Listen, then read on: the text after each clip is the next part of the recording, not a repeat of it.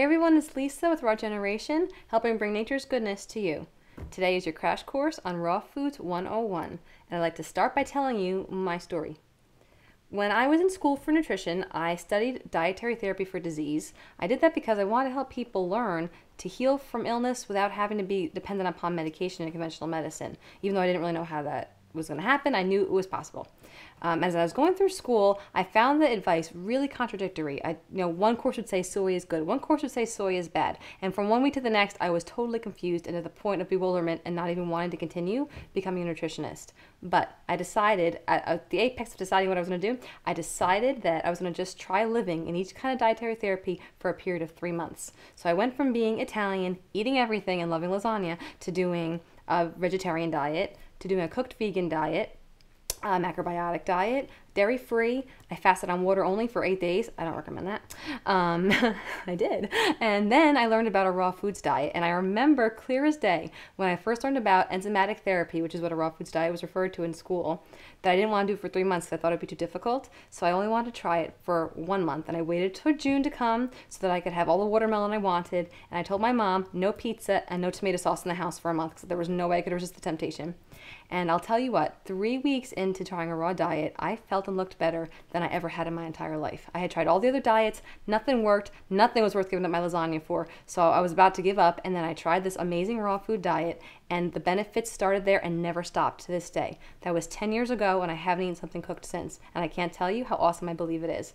Now, I don't tell my clients to eat an all-raw diet. I teach them more about living a raw food lifestyle, but I teach them mostly how to integrate more fresh raw foods into their daily life, because that's really the key. The key is replacing the badness with goodness. And the more you do it, the better you feel. Not only did my weight regulate, I went from struggling to maintain a size 8-10, exercising every day as a 16-year-old, to now being a size 2-4 with doing nothing. If I work out twice a week, I am so lucky at this point. So it just totally is balanced now naturally. I had eczema on my skin, totally gone. Sinusitis that I suffered chronically from my entire life, and as a singer, that was a really bad thing, and now it is totally gone. The best part that happened was that my vision's gotten progressively better every time I've been to the eye doctor to this day for 10 years. So now, if any of you know about lenses, I still wear contact lenses, but I was legally blind 10 years ago. And now my lenses have gone less than half of what they were, and my astigmatism is totally gone. And my eye doctor does not know what to do with me. So my own personal story is that all these healing benefits happened, and now I've taught people to do the same thing, and I've seen tremendous benefits from lowering cholesterol, lowering blood pressure, dropping weight, all kinds of things. But no matter what you do, you can fix a lot of things with a raw food lifestyle, or is integrating raw foods into your life. So how do you do that, and what does it mean? Raw foods are uncooked, unprocessed fruits, vegetables, nuts, and seeds. And that's basically it if you're eating a raw food vegan diet, which is what I'm talking about here. So we have nuts, we have raw honey, extra virgin olive oil is the only kind of cold pressed olive oil, so you wouldn't use anything else. No canola oil, nothing refined. Everything is in its natural state. You wouldn't eat things that are in a can, so no olives in a can, no tuna fish in a can, nothing pasteurized, because if it's pasteurized, it's been heated. Heating is what we're trying to avoid here. So cartons of orange juice, milk, cheese, all those things are not considered raw. They're actually considered cooked dead foods. We're trying to eat alive foods. Let's learn why. Let's take this pepper here. This is a raw pepper. Let's compare it to a cooked pepper. If you were eating a cooked pepper, let's say, for example, you have a little cut on your hand. You eat the cooked pepper, and the enzymes that are trying to fix this cut stop what they're doing. They go to digest that cooked pepper, and then they go back and finish healing the cut in your hand. But if you eat the raw pepper, the enzymes are still totally intact. You haven't heated it. You haven't denatured the enzymes. It's a totally natural food as it's meant to be. So the enzymes that are healing this cut in your hand, they keep healing it while your food's digesting itself, because the enzymes are there to do the digesting. So therefore, your body continues to heal. And that's kind of the premise of why a raw foods diet is so healing. People have reversed lupus, multiple sclerosis, cancer, major diseases that conventional medicine can't always touch. Natural diet works. The reason why it works is because you're putting your body in a state of homeostasis. It's how it's meant to be. You're alkalizing your blood. You're eating foods as nature intended them to be eaten. You're not cooking them. You're not processing them. You're not turning them from one thing to another thing. You're eating them as they're meant to be eaten. Storing raw foods is one question I get a lot. How do you store fresh fruits and vegetables so they don't go bad on you immediately?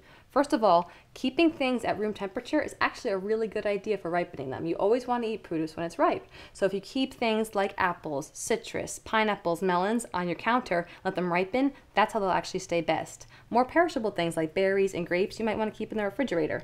I keep all my nuts and seeds in mason jars because they have sealed tight lids and they can keep in your pantry where it's dark and they don't go rancid at all. They're great. I also keep anything that I make, dressings, dips, olive oil sometimes. I put all those in mason jars in my refrigerator or my pantry. Another question I get a lot is about using supplements. I don't typically recommend supplements unless it's an extreme case where someone can't get the nutrition they need out of a food. Generally speaking, if you can get fresh organic foods to your disposal, you can get all the nutrients you need just from what you're eating. To bring back enzymes, have you heard of digestive enzymes? People take those pills a lot and it helps them not to get sick as much or to help their stomach problems.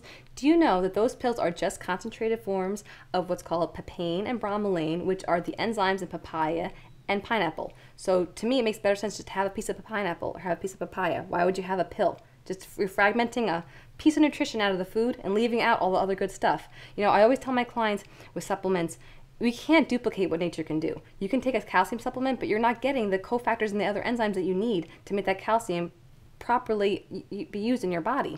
We think we know everything, but truly, every single year we learn about hundreds of new phytochemicals, nutrients, reactions that are chemical that we knew nothing about the year prior. Every year you learn about a new supplement that comes out. Oh, you need magnesium now with this, you need potassium now with this to make it work better. We didn't know that last year, so amazingly we found that out this year. Well, you know what? There's other things we're going to find out next year. So it's better just to have magnesium right from your banana or the potassium right from your cantaloupe, because the other factors that you need are already present there because nature gave them to us that way. So, in closing, I don't recommend a 100% raw foods lifestyle unless it's really your thing to do. I recommend adding as much as you can into your daily life. And at Raw Generation, our goal is to try to help you do that without adding a lot of additional stress to your life. So to find out more about raw foods and living a healthier lifestyle, please subscribe to our YouTube channel below. Find us at rawgeneration.com and look for us at Facebook, Instagram, and Pinterest. Hope you have a wonderful week.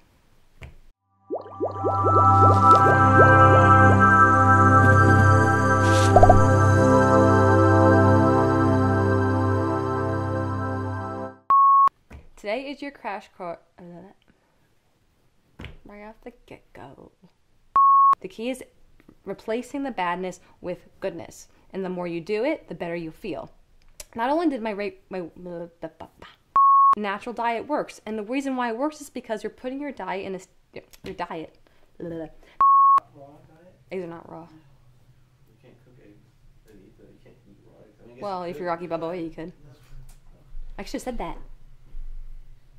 Dun, dun, dun, dun, dun.